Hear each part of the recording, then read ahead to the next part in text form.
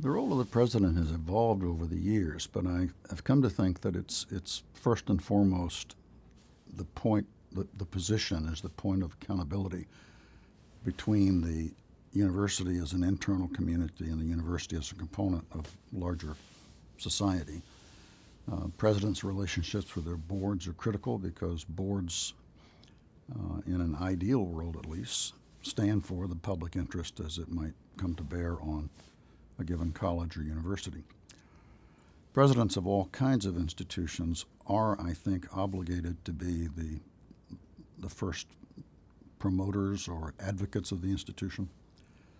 That implies also a responsibility for moral purpose, for ethical purpose.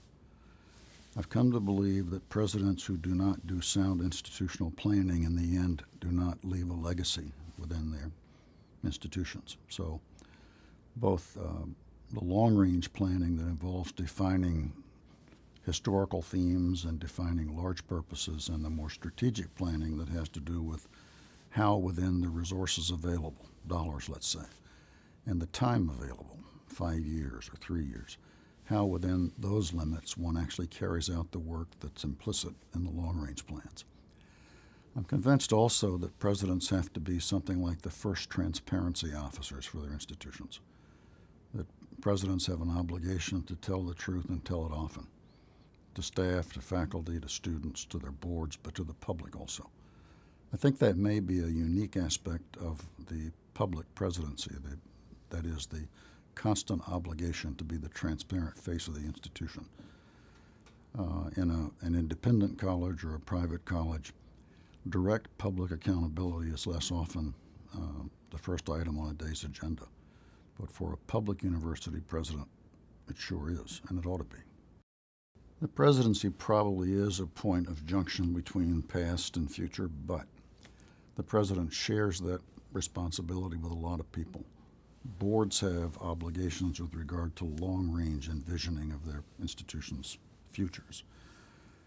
Presidents who do not advocate change with their faculties, with their alumni, with the public generally, quite often wind up without a clear sense of their own purposes. It seems to me that the obligation to plan, and to plan in ways that build strength in the institution, is fundamental to what a president has to do. And that this matter of planning in such a way as to make the future coherent, it may be more important than simply understanding the traditions of the past. One odd thing about universities, at least the ones I've known, is that active memory extends back about 20 years. And before that, it's all mythology.